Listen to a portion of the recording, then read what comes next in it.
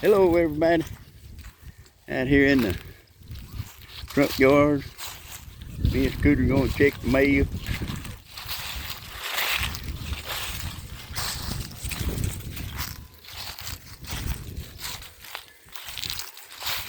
Got a little tub of greens right there. They do better when they just one or two in a pot like that. You get more of them you can.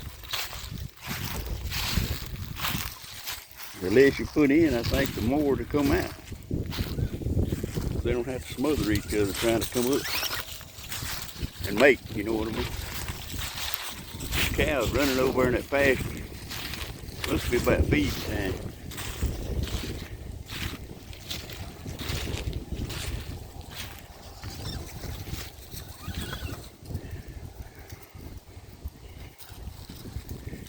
Scooter goes everywhere you don't want him to go.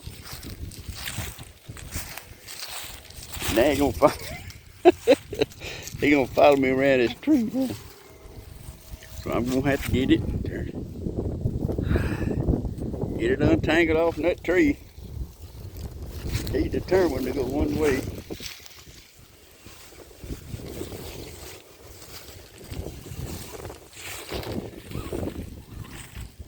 If y'all see them cows over in that pasture or not.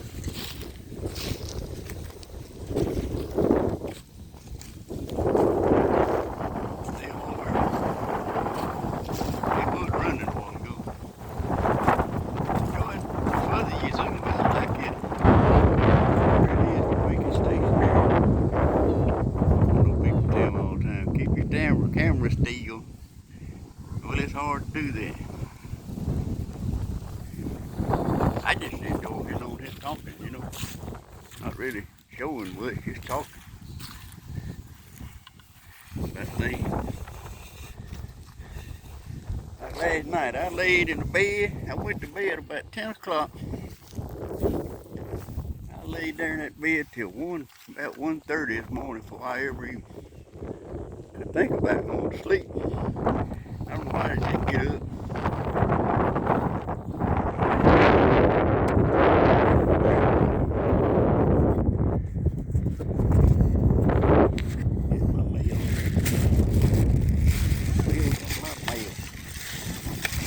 Thank God we got some mail. And I was laying there this morning, about 1 o'clock.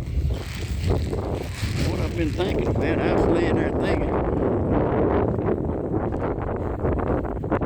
about, I was in the Army, you know, and went through basic training. That was back in 74, March 74. And I tell you, that basic training was tough. I don't know if any of y'all had any dealings with the Army or Marine military. Scooter, come here. Come here. It popped out of my hand. He was chasing him, cat. Come here. Okay. Dropped both my packages.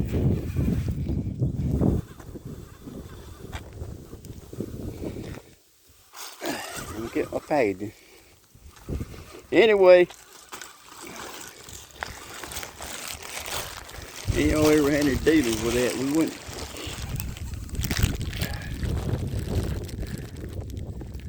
I was just a little young boy. I was, what, 20, 21? And they took us over at Shreveport, put us in a motel room, fed us good.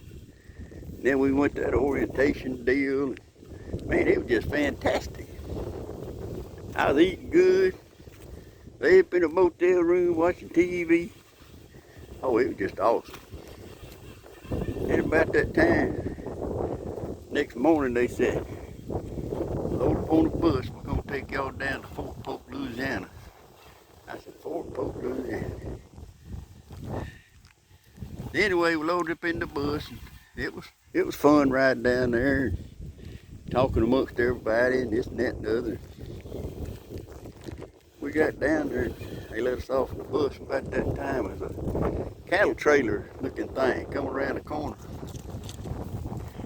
don't have no seats. You got to stand up and hold on them poles inside. It's like a big old van. And we all loaded up in that thing. Well, the drill sergeant went to hollering as soon as he got there. He was hollering, hurry up, and calling us all kind of names. I tell you what, I done everything but went to crying. It was terrible.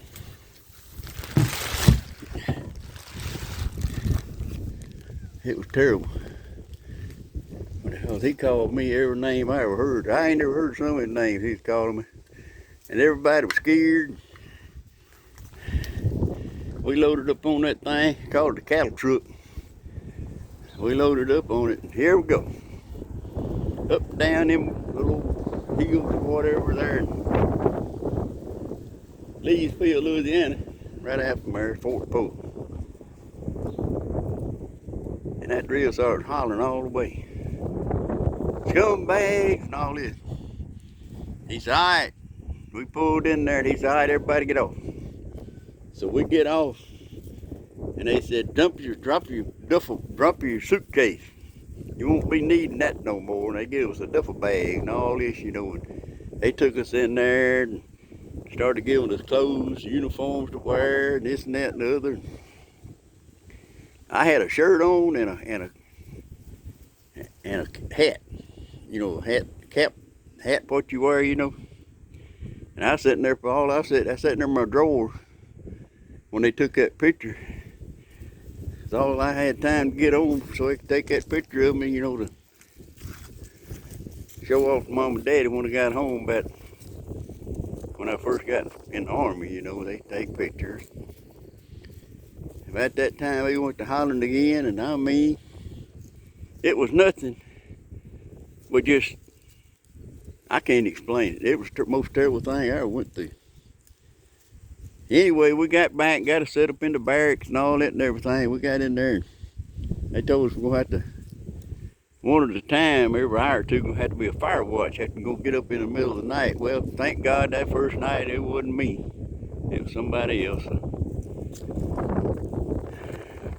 But time went on, and we get up in the morning and run, all kind of exercising that I'd never been accustomed to.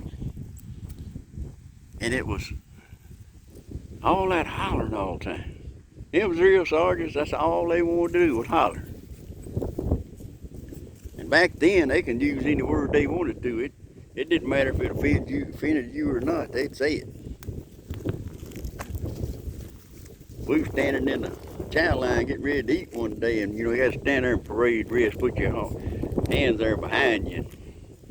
And this little old boy went to talking or giggling or something in the line there. That drill sergeant hollered to him, and he said, "You want to act like a monkey? Climb up that tree right there and go to act like a monkey." Well, he got up the tree, and the drill sergeant said, "You ain't acting like a monkey. Go to hollering like a monkey." And you know what that boy did? Because he was so scared. It was just humiliation all the time. But the first 2 weeks, we couldn't talk to one another. We could not say a word to nobody but that drill sergeant. And that's hard. Oh, that's hard. Because we snuck around one night after the lights was out. They said come in there and they say, "Lights out." And we started talking a little bit amongst ourselves. About that time, a drill sergeant come in there and hit the floor and said, "Everybody get up, strip."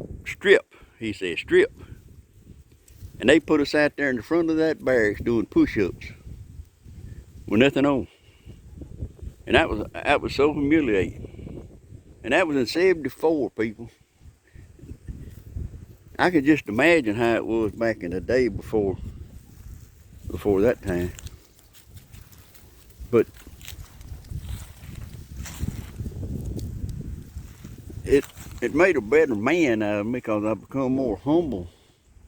But I also was like a fight machine. They'd train you to be a fighter. Shooting and carrying on. And, we've been out there one night, and them flares, them bullets, they fire across the sky and they light up and all that mess. Well, They started all that, and they had some barbed wire, and we had it like a tent down through there, and it wasn't very far off on the ground, stretched tight. And you had to crawl under that barbed wire when all that mess was shooting and going on, and it felt just like war. Scared me to death. But I kept trying to remember last night what went on, and a lot of my memory has left me. And I think it's because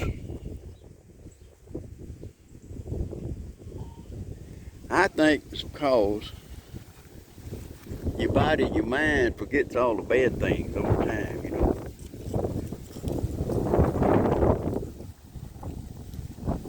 You know what I mean? But anyway, I got some limbs down. Anyway, I made it out of basic training. It was 8 weeks of immortal heck, and I learned how to put an M16 together and take it apart with my eyes closed. The shortest time you could do it with just a minute or two, and it wasn't long. You tear it apart, put it back together.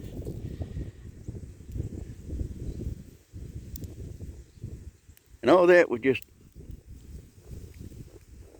I can vaguely remember some of the people I was in there with, that really touched my heart. Want to be my friends, what I'm trying to say. But sometimes if you get time, pull that up, how the Army was in 1974, going through basic training. They run you through there like cows. You come out on the other side, I dare you think you Sylvester Stallone when you come out of there. But you got a big old heart, for your fellow men. And that's what we need in today's time. A big old heart. For people, that good people, what I'm trying to say. But also have a good heart toward people that don't. As God does that.